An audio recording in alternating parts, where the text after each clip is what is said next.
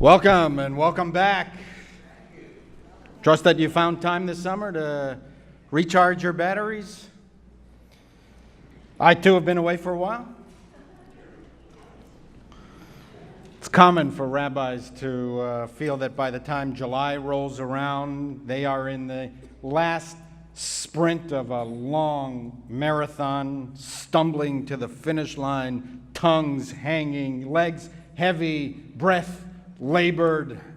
You see these rabbis at summer conventions or some other gathering with sunken cheekbones, bent over with exhaustion, worn out husks, seeking relief from their communities.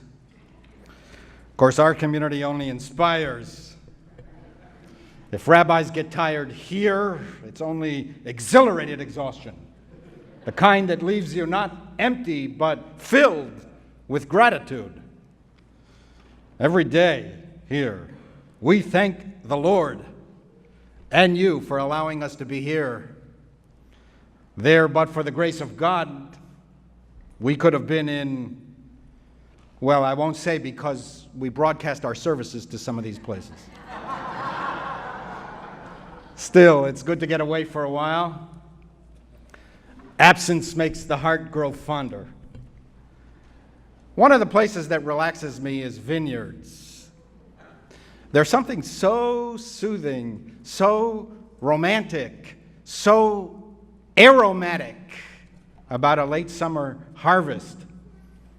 It's purple fruit, heavy on the vines, the wood rotting in the summer sun, giving off that unique fragrance of the miracle that will become one day a great Napa Valley Cabernet. And I was still thinking of strolling the rolling vineyards of summer when studying this week's Torah portion, Shoftim. The Parsha also speaks of vineyards. It provides that a soldier is exempted from battle if he has planted a vineyard but has not yet harvested it. It's part of a magnificent passage of 3 exemptions from an impending war. Deuteronomy describes the fighting that begins, and before the battle actually starts, an official shall address the troops and order the following 3 categories of people to return home. They cannot, they are forbidden to participate in the war. One who has built a new house but hasn't yet moved in. One who has planted a vineyard but has never harvested it. And one who has become engaged but never married. Talmudic sages consider this passage to be a lesson on how we should live our lives. The order is not coincidental, say the rabbis. What is the sequence of events that constitutes a good life? Build, plant, betroth. First, build. Build a house. Establish the framework, the basic structure of your life and career. Everyone needs a home, and everyone needs to be grounded in their own space. The rabbis advise us that when we are young, we should dig the base. It requires the kind of focus and energy that diminishes over time. So when you have it, use it. If you do not prepare, if you do not plant the pillars deep, there will be no edifice and no secure foundation for your life. Depth comes before height. First, the foundation, then the accomplishment. You do not start out master of the universe. You start at the bottom. and work your way up. You dig before you climb. You build the house before you live in it. If the foundations are not solid, the structure will collapse. It's what the third little pig knew better than the other two. The sages advise us to spend time and effort here at this first phase. We're not in a race. In fact, it is often the case that those who have spent more time in this first phase building the foundations end up more accomplished later on. How many people do we know who were superstars when they were starting out? But it all dissipated because they got ahead of themselves. The foundation was not strong, and the big bad wolf blew the house down. There is excitement in focusing on the hard work of the foundation first, because to build something from the bottom up is to appreciate how high we have reached through our own efforts. And from time to time, we can even stop along the way and look back and take in the view. Second, plant. Fill in the foundations with the permanency of long-term investments.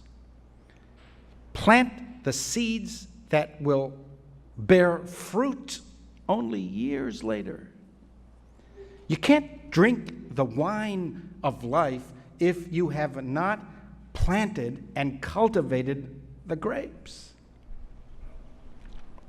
If you speak with the great winemakers, anybody ever go on like a vineyard tour in Provence or the Rhone Valley or Napa Valley? You should go in there, and if you speak with the great winemakers, they will happily tell you how long it took them to perfect the Cabernet. We just go to the store or drive up to the vineyard and purchase a couple of bottles, paying little heed to the years of trial and error, the discovery of the precise way that the sun shines on certain tracts of land at the optimal moments of the day, the soil conditions that vary from acre to acre, the very hour that the grapes need to be harvested. Expertise acquired through pain and sacrifice, trial and loss, error and frustration. In most cases, these grapes did not start out prized. They began as the grapes of wrath. Years, sometimes decades of patient investments that pay off much later. The fruits of accomplishment ripen over a long time. Patience is a quality that I wish I had more of when I was younger. It would have spared me many mistakes and much aggravation. Third, betroth. After you have built the foundations and have planted for the future, then, say the sages, wed. Partner with someone. I didn't study this passage until after I got married. I had nothing on our wedding day. No house and no garden. Nothing planted except what was in my brain. Soon after our wedding, I abruptly changed careers. As my wife still reminds me, frequently, she thought she was marrying an attorney.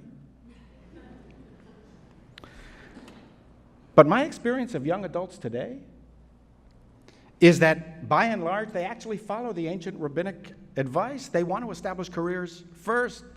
They want to build and save. It's rare for me to officiate at a wedding when either of the partners is under the age of 25, the age that I was when I got married.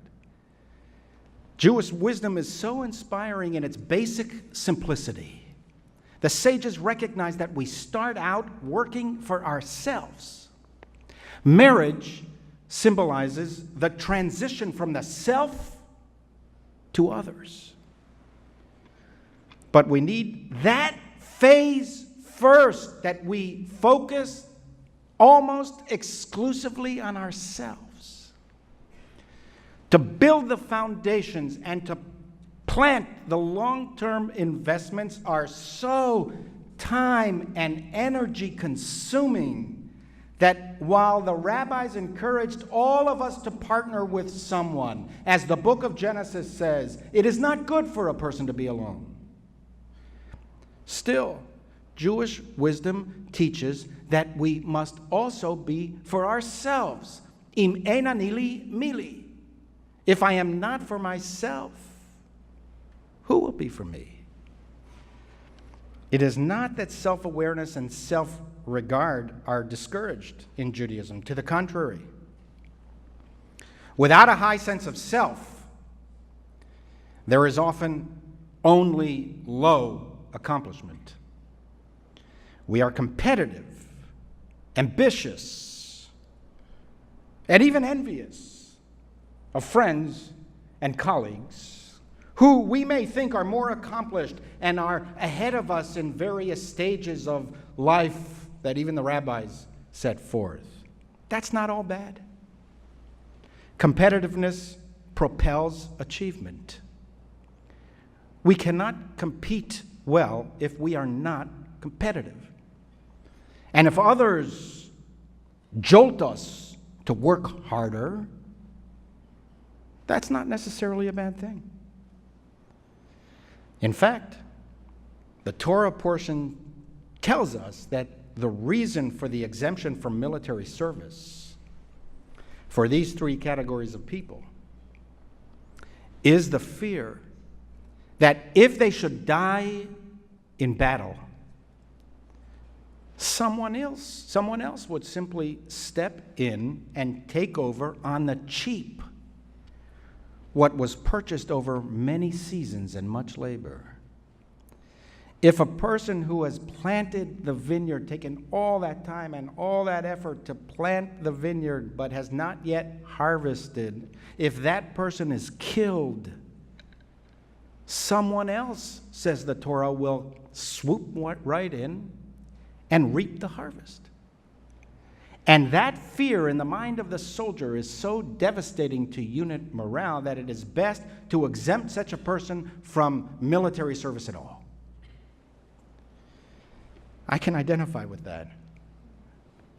So much work goes into those perfect rows of vines. So much loving attention and cultivation, so much of the owner's personality, so much effort before it became a great wine. It's not just grapes, it's everything. It's almost as if those grapes have a personality, that they're part of the mishpacha,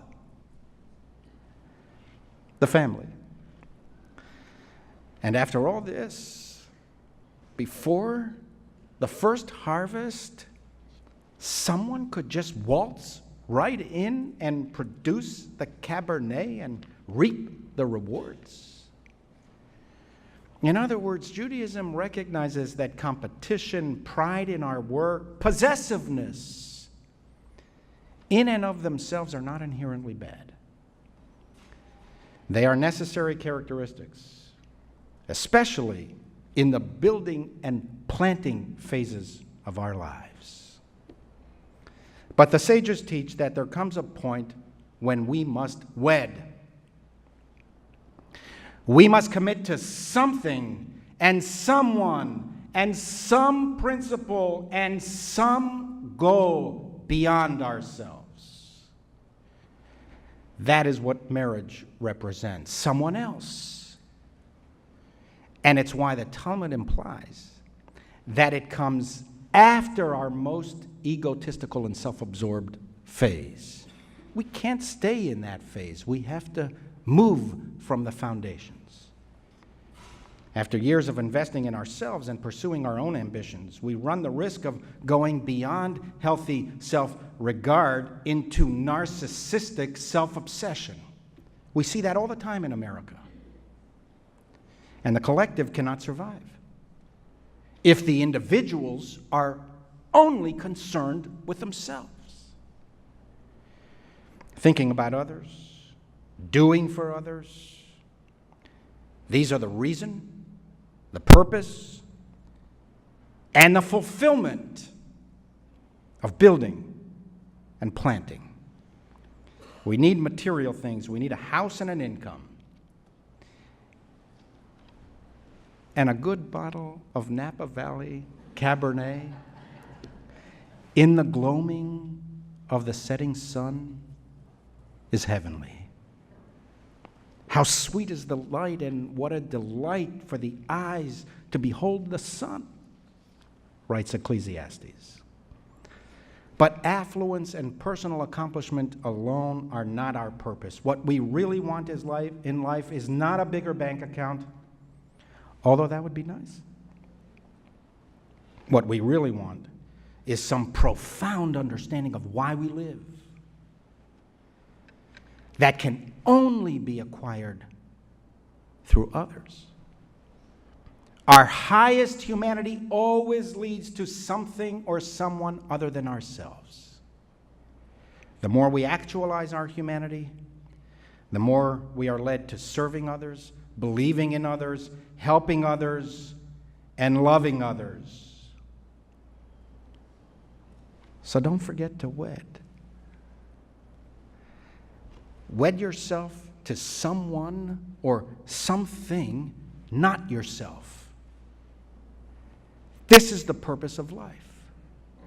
Life optimally lived is for, with, and through others. As John Steinbeck wrote in The Grapes of Wrath, the quality of owning freezes you forever in I and cuts you off forever from we. If he needs 1,000,000 acres to make him feel rich, seems to me he needs it because he feels awful poor inside himself.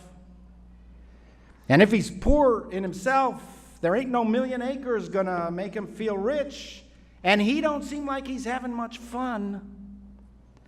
Maybe he's disappointed that nothing he can do can make him feel rich. Amen.